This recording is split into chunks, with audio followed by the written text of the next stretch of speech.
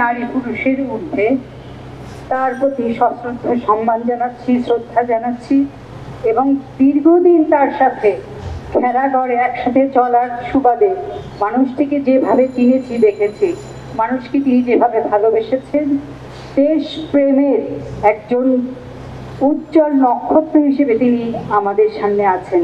একজন দেশপ্রেমিক মানুষ হিসেবে ছাত্র জীবন থেকে তিনি এদেশের যুব সমাজকে, ছাত্র সমাজকে কিভাবে দেশপ্রেমের জন্য বুকে বেঁধে নিয়ে দেশের জন্য কাজ করতে হয় তা তিনি দেখিয়ে গেছেন। আমি প্রত্যাশা করব আজকের প্রজন্ম তারা বিভ্রান্তির বেড়াজালে আটকে না থেকে মাহফুজা আপার জীবন থেকে শিক্ষা নেবেন, সত্যিকার অর্থে কিভাবে দেশের জন্য, দেশের মঙ্গলের জন্য, দেশের মানুষের জন্য ছাত্র রাজনীতি করতে হয়। আমি সবাইকে এই আহ্বানই জানাবো।